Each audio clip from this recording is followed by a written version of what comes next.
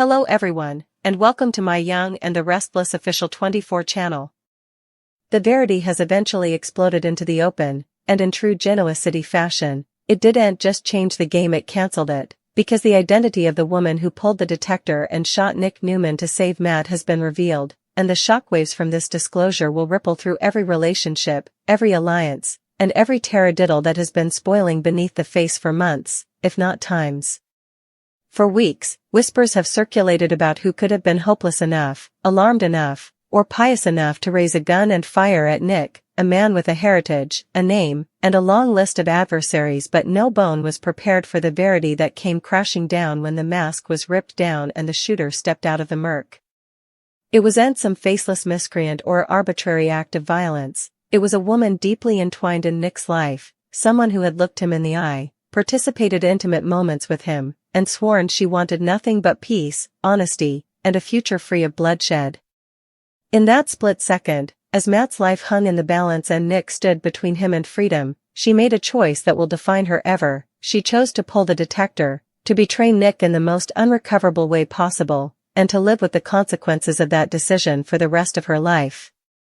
The moment itself now renewals endlessly in the minds of those who know the verity, the gun shaking in her hand, the fear and determination warring in her eyes, Nick turning just in time to fade her figure before the shot chimed out, and the blaring consummation that the man collapsing to the bottom wasn't just a victim of violence, but a victim of treason. When Nick survives, bombarded, wounded, and ever changed, the emotional damage cuts deeper than the pellet ever could, because this wasn't an adversary blasting from the darkness. This was a woman he trusted, a woman who justified her conduct by persuading herself she had no other choice, that saving Matt meant immolating Nick, and that one projectile could ever be undone with justifications, gashes, and explanations. But explanations do'n't stop the bleeding, and justifications do'n't abolish the image of her cutlet tensing on the detector as Nick fell. As the verity comes out, the responses across Genoa City are explosive. Shock turns to fury, sympathy turns to nausea, and every character is forced to take a side, whether they want to or not. Some argue she was guarding an innocent man, that Matt's life signified, and that Nick backed her into a corner, leaving her with no option but to act. Others contend that nothing, absolutely nothing, justifies shooting someone in cold blood, especially someone who trusted you enough to believe you'd no way hurt him. The woman at the center of it all becomes both villain and woeful figure, condemned and ached in equal measure, as her provocations are deconstructed, her wants re-examined, and her unborn thrown into complete query. Nick, meanwhile, is left scuffling with a pain far more complex than physical recovery, because how do you attune the fact that the woman who nearly killed you believed she was doing the right thing? How do you look at her again without seeing the gun, the flash, the moment everything shattered? His rage is stormy, his heartache ruinous, and his need for answers grim, because he doesn't just want to know why she did it, he wants to know how long she was able of it, how long she'd been lying to him, and whether any of their participated history was real or just a precisely constructed vision.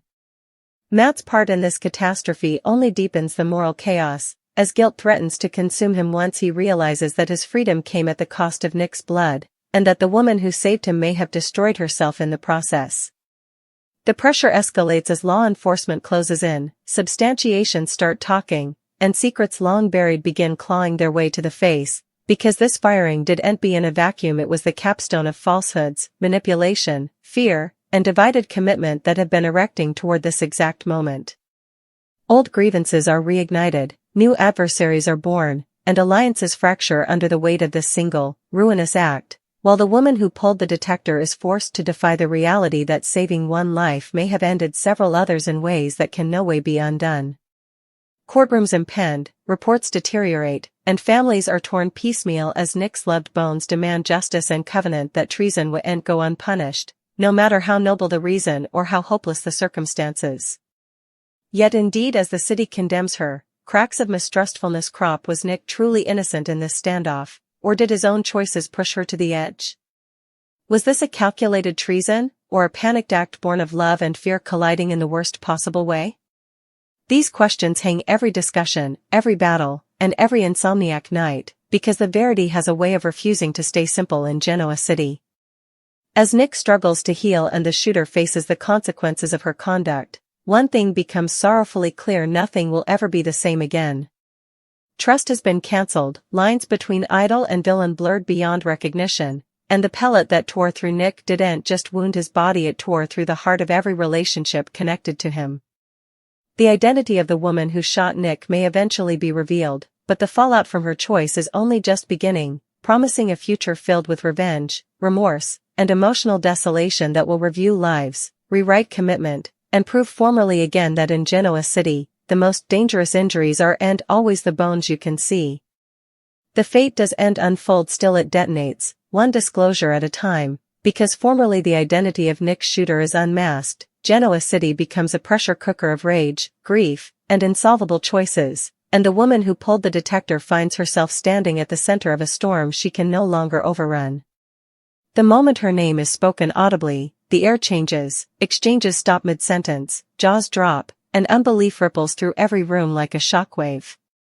People renewal every commerce they ever had with her, every smile, every comforting word, every moment she claimed fidelity or love, now wondering how important of it was real and how important was a taradiddle she told herself to survive. For Nick's family, the disclosure lands like an alternate pellet, because the first nearly killed his body, but this one obliterates their sense of safety. Nikki's fury is white-hot and uncontainable, a mama's instinct screaming for justice as she vows that no reason, no emotional defense, will ever be enough to abolish what was done to her son. Victor, colder and more dangerous than ever, doesn't roar or hang, he goes quiet, and that silence terrifies everyone, because when Victor Newman decides someone has crossed a line, there's no safe place left to hide. He sees the firing not as a moment of fear, but as a calculated treason against the Newman family, and in his mind, debts like that are paid in full, one way or another. Sharon is torn piecemeal by clashing feelings, floundering to attune the woman she allowed. She knew with the person able of pulling a gun on Nick, while Faith, watching the grown-ups buckle around her, learns a brutal assignment about how snappily trust can turn into tragedy. Indeed, those who despised Nick are forced to defy the uncomfortable verity that shooting him crossed a moral line that can no way be uncrossed, no matter how hopeless the circumstances may have been. Meanwhile, Nick himself wakes up each morning to a reality that feels foreign and raw, his body mending slower than his heart, because every movement reminds him that the person who nearly ended his life did so while believing she was justified. His wrathfulness backs. But beneath it lies a ruinous sense of loss, not just of trust, but of the future he allowed. He had the interpretation of her he believed in, and the vision that fidelity in Genoa City could ever be simple. He demands answers, not because he expects them to make effects more, but because he needs to understand how someone could look at him and still decide he was expendable. Their competitions crinkle with emotion, her voice breaking as she insists she had no choice, that Matt's life was on the line, that Nick would have done the same in her position, and Nick, wounded and shaking, fires back that he'd have set up another way, because love doesn't come with a detector pull. Each word cuts deeper than the last, stripping down the last remnants of whatever bond formerly was between them, until all that's left wing is the unsupportable verity that one unrecoverable moment has rewritten both of their lives. Matt's guilt becomes a character of its own, consuming him as he realizes that the woman who saved him may have destroyed herself in the process, and that Nick's blood stains his heart whether he pulled the detector or not. He tries to justify it, to tell himself that survival isn't a crime, but every time he sees Nick's tapes, hears the earthquake in his voice, or feels the icy light of the Newman family, the weight of what he's gained, and what others have lost, threatens to crush him. Law enforcement tightens its grip, substantiation mounting up, timelines scanned, motives deconstructed, because this case isn't just about a firing, it's about intent, premeditation, and the ruinous Argentine area between tone defense and cold thoroughbred treason. The woman who fired the shot finds herself insulated, abettors sinking as people choose tone preservation over fidelity, her formerly confident resoluteness eroding under the grim pressure of guilt, fear, and public commendation. Indeed, those who sympathize with her motives can't completely defend her conduct, and that loneliness becomes its own form of discipline, forcing her to defy the reality that saving Matt may have bring her everything differently.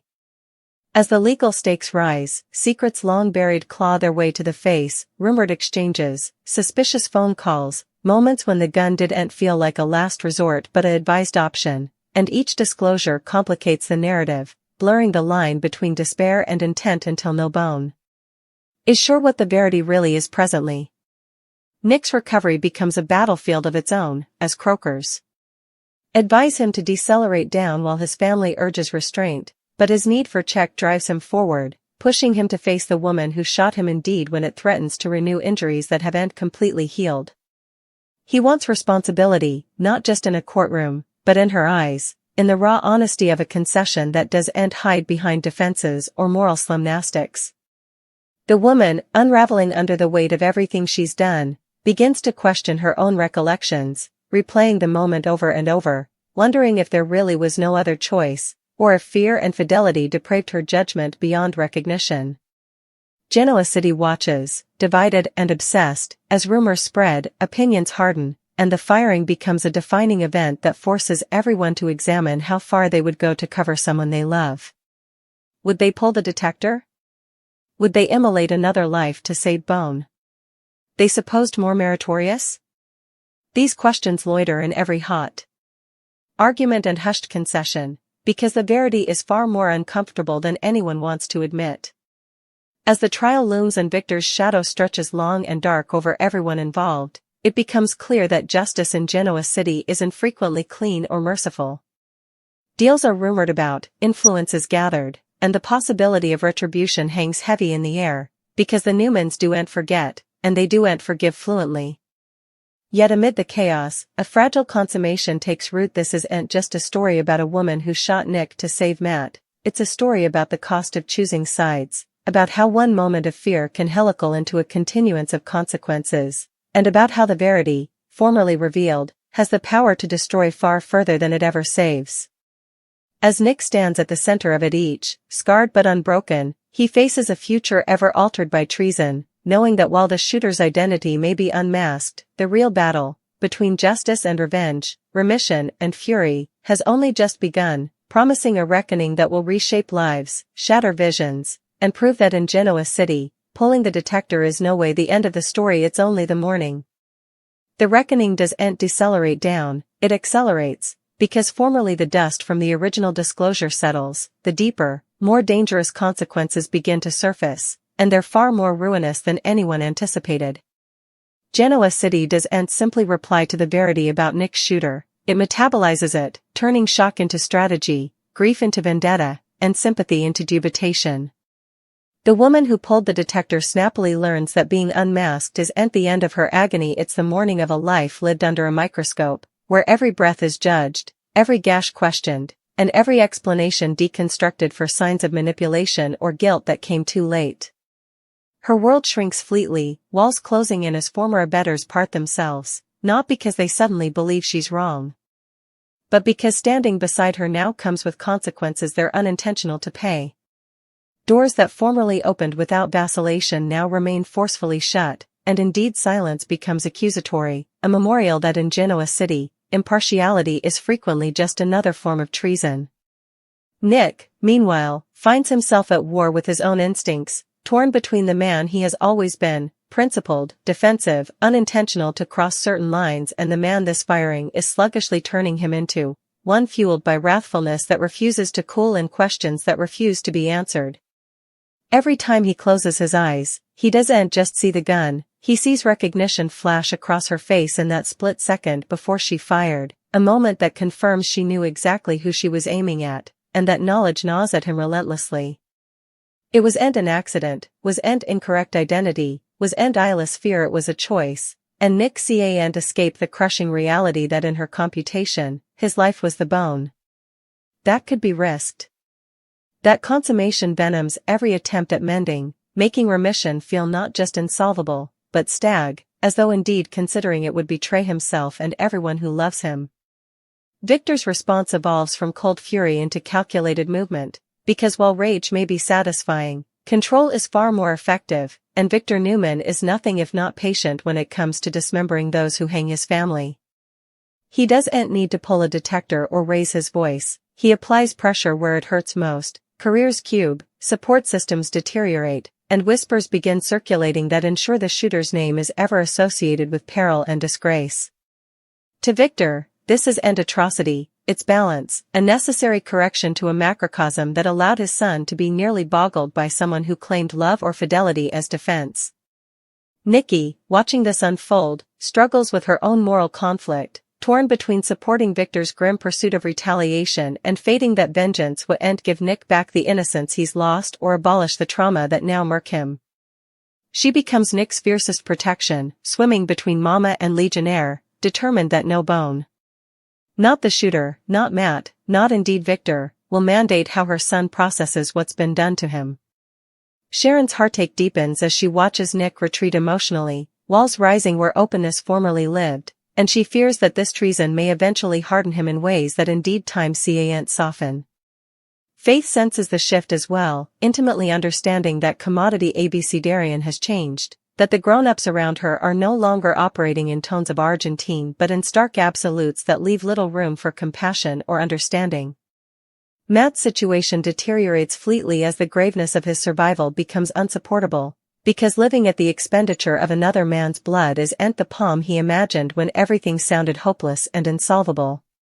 He tries to reach out to Nick, driven by guilt and a need for forgiveness, but every attempt is rebuffed, not out of atrocity, but because Nick knows that hearing Matt's voice would force him to defy a verity he's not ready to face, that if places were reversed, despair might have driven him to make inversely disastrous choices.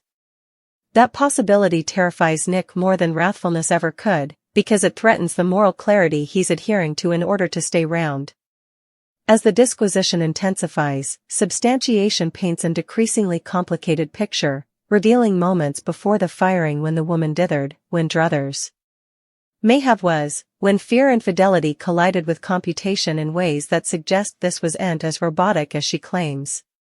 Prosecutors circle, seeing blood in the water, while defense strategies pivot desperately, leaning into narratives of compulsion, fear, and insolvable choices that push the story into murky ethical home. Public opinion fractures violently, with some seeing her as a monster who shot an unarmed man, and others framing her as a woeful figure crushed by circumstances finagled by important men who now wash their hands of the consequences.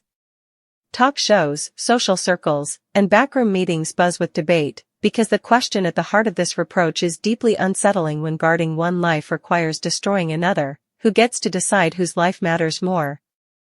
Nick refuses to be reduced to a symbol in this debate, pushing back against those who try to use his pain to score moral or political points, indeed as he struggles to articulate what justice would actually look like for him. He doesn't want her cancelled, but he also can't accept a world where her conduct are softened into commodity palatable simply because they were motivated by love or fear. Their final face-to-face hassle before the trial becomes a defining moment, charged with raw emotion and undetermined pressure, as she eventually admits, not to the firing, but to the mistrustfulness she felt subsequently, the creeping consummation that she may have chosen the easiest option rather than the right bone. That concession lands harder than any reason ever could, because it strips down the last subcast of defense and leaves only the stark verity that occasionally people make unrecoverable choices not because they must, but because they can't see past their own terror. Nick walks down from that discussion changed yet again, realizing that check isn't about answers or justifications, but about accepting that some injuries no way completely heal and that some backstabbings permanently redraw the boundaries of who we allow into our lives. As the trial date approaches and Victor's influence tightens its grip, the woman who pulled the detector confronts a unborn defined not by the man she saved, but by the man she nearly killed, understanding too late that heroism and ill are frequently separated by nothing further than perspective, and blood on the bottom.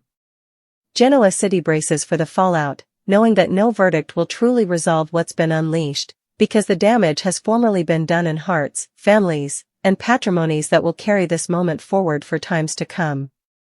And as Nick stands at the center of this storm, scarred in body and spirit but still standing, one verity becomes insolvable to ignore. The pellet that tore through him didn't just expose the identity of his shooter, it exposed the fragile, intimidating reality that in moments of fear, indeed love can pull the detector, and once it does, nothing, not justice, not revenge, not time itself, can ever put the pieces back the way they were.